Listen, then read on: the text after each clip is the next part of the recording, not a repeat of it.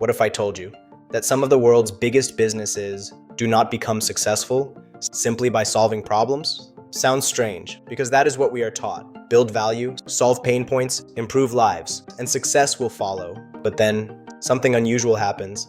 Some of the biggest industries on Earth grow by understanding something much deeper: human desire, human emotion, human temptation. Think about this. Why do people buy things they do not truly need with money they probably should not spend?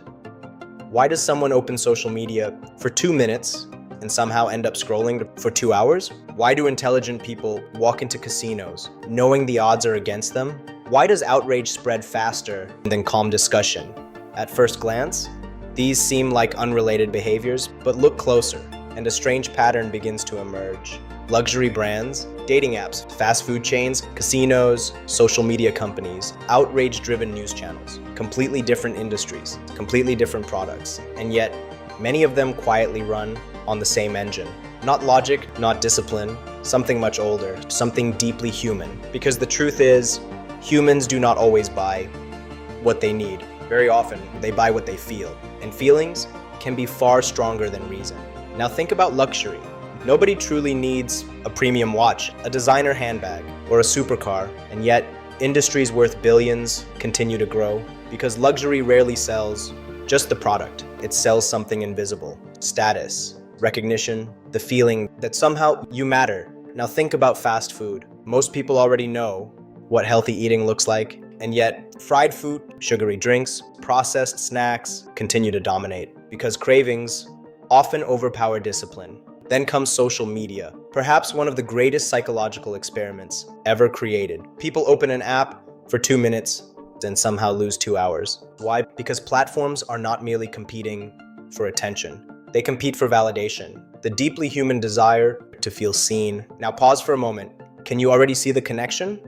Luxury, fast foods, social media, completely different industries, completely different products. And yet, they seem to pull on something strangely similar. Still not seeing it? No problem. Let's go further. Casinos sell hope, the belief that maybe, just maybe, one lucky moment could change everything. Dating apps sell possibility, attraction, human longing, the hope of connection. Outrage-driven media sells anger, keeps people watching, keeps people arguing, keeps people emotionally invested. Different products. Same mechanism, a very old one. And once you notice it, you start seeing it everywhere. So what exactly is the hidden connection?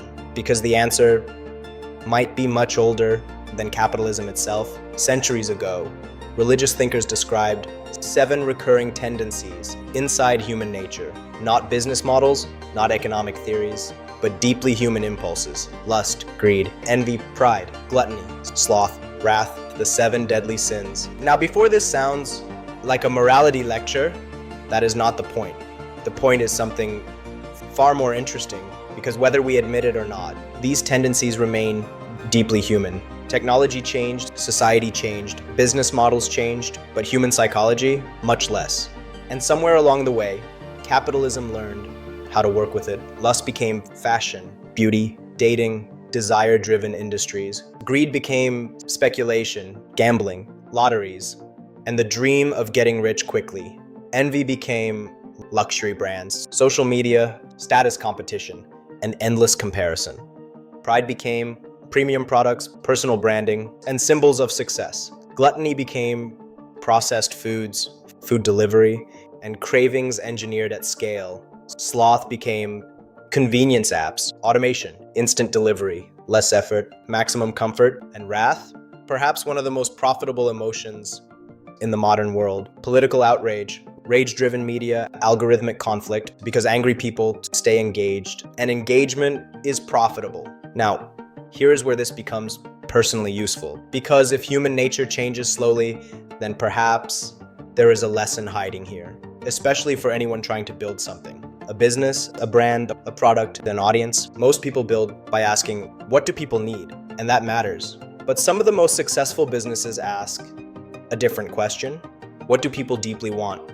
Status, connection, recognition, security, convenience, hope, meaning, belonging. Because people rarely buy just products. Very often, they buy emotions, identity, transformation, a better version of how they see themselves. Now, this does not mean manipulating weakness. In fact, the strongest businesses often do the opposite. They align human desires with genuine value. Fitness brands align with aspiration. Education aligns with ambition. Technology aligns with convenience. Healthcare aligns with safety. And when product meets psychology, scale often follows, because success is rarely random.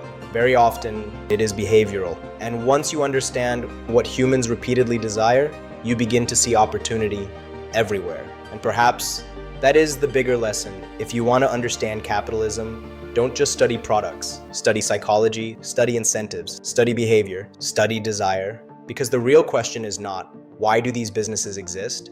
The better question is, what does their success reveal about us? Because beneath almost every billion-dollar business, there is often something deeply human, a hope, an insecurity, a craving, a fear, a desire, and perhaps that is the bigger picture